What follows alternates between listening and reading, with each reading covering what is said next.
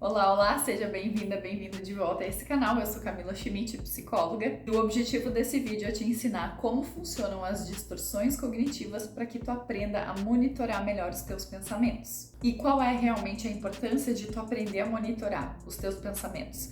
Que diferença, que impacto positivo isso traz para a tua vida, para a tua realidade. Dentro da TCC, que é a terapia cognitivo-comportamental, uma das abordagens dentro da psicologia, uma das premissas básicas é que os nossos pensamentos impactam as nossas emoções, que influenciam diretamente o nosso comportamento. Normalmente o que a gente tem mais facilidade para perceber é o que a gente está sentindo e como a gente está agindo, mas a gente não tem ideia de que isso é apenas reflexo de algo que vem antes, que são os nossos pensamentos. Então muitas vezes tu pode perceber que emocionalmente tu não tá te sentindo bem, ou que tu não tá agindo na tua vida como tu realmente gostaria, e às vezes tu até pode dedicar teu tempo e a tua energia tentando modificar essas emoções e esses comportamentos, mas a verdadeira causa disso realmente estava nos teus pensamentos, na forma muitas vezes como tu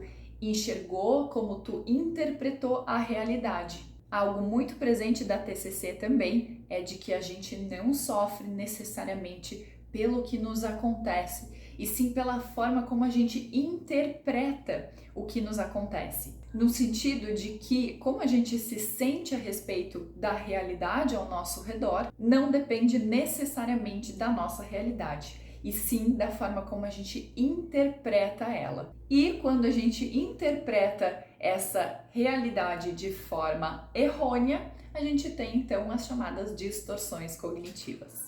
E eu te convido a, nesse vídeo, ficar atento a quais distorções tu acredita que tu mais tem feito na tua vida. Eu vou fazer uma relação também de como essas distorções estão mais ou menos presentes em diversos transtornos. E por fim, eu vou te trazer possíveis novas formas de pensar que são mais saudáveis, mais funcionais para a tua realidade. Então vamos lá. A terapia cognitivo-comportamental identifica diversas distorções cognitivas, mas eu trouxe aqui 7 que eu percebo como sendo as mais comuns. E lembra, essas distorções fazem parte da mente de todo mundo. Em algum nível, todos nós praticamos essas distorções. A primeira delas que a gente vai falar é a catastrofização, que basicamente tem a ver com imaginar os piores cenários possíveis. É ter realmente a sensação de que o pior vai acontecer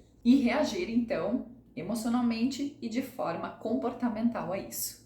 Vamos a exemplos? Vamos supor que tu recebeu algum feedback negativo no trabalho. A tua mente catastrofiza quando ela começa com aquelas ideias do tipo: nossa, eu recebi esse feedback negativo, então imagina só, vai tudo dar errado, eu vou ser demitida, demitido, eu nunca mais vou conseguir um emprego, toda a minha família vai ficar sem suporte. Isso é a catastrofização.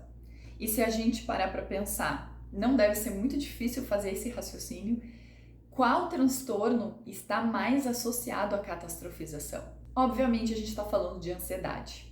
Então, pessoas que têm maiores níveis disfuncionais de ansiedade ou mesmo o próprio transtorno de ansiedade, muito comumente tendem a fazer essa distorção cognitiva da catastrofização.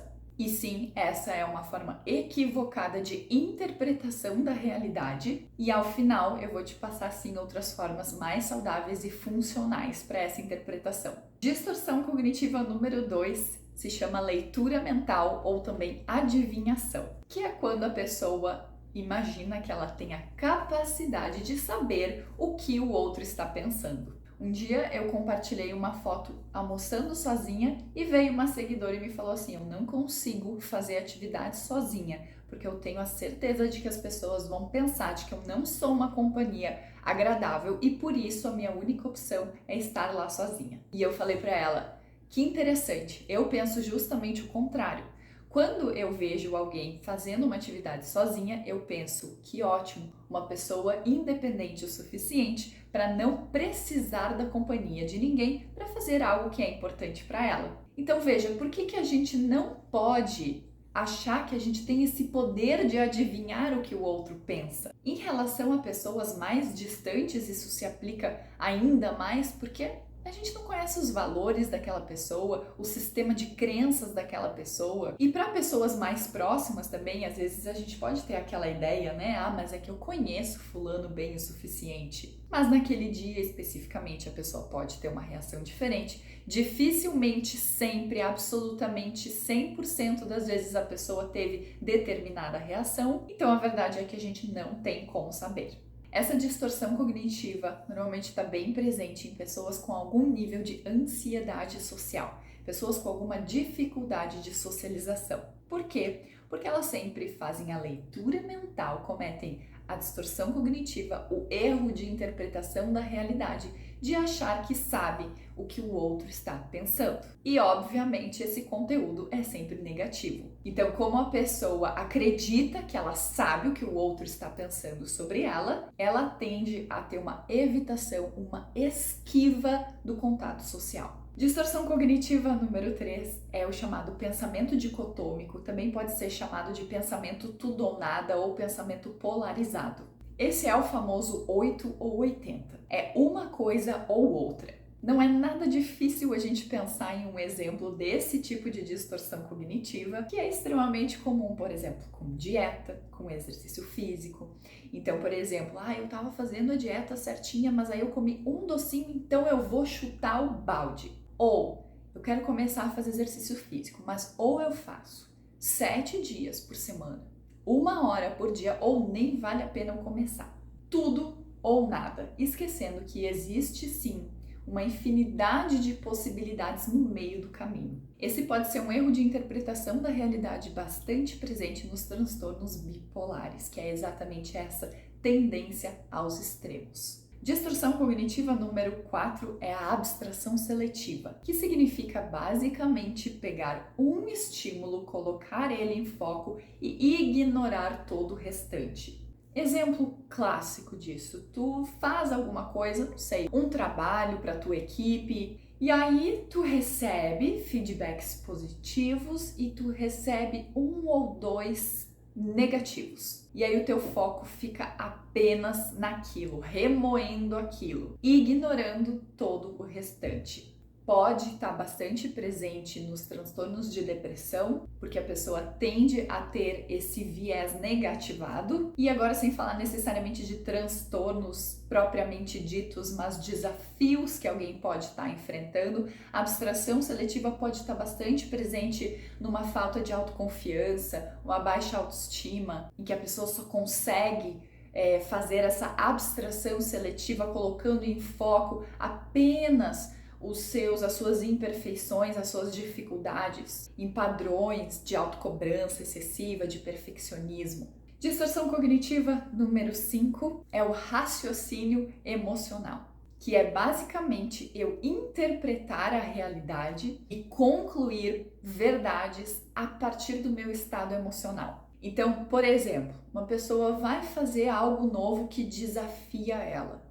Muito naturalmente, ela sente medo, ela sente ansiedade frente a esse estímulo, mas aí ela diz para ela mesma assim: eu não estou confortável com isso, então isso significa que eu não devo fazer. Muitas vezes a pessoa não entender a emoção dela como um estado passageiro ou como uma reação natural, como por exemplo a algo novo. Não, ela toma aquilo como verdade e ela baseia o seu raciocínio e as suas atitudes em cima dessa emoção. Pode estar muito presente nos mecanismos de esquiva e de evitação, que é quando a pessoa não se coloca em exposição, ela não vai lá e ela enfrenta aquilo que é desafiador para ela, mas que também é edificante, que está associado aos valores dela, aos objetivos dela. Então ela acaba evitando. Se tá ruim, se tá um pouco desconfortável, então eu não devo fazer, então tá errado, então isso não é para mim.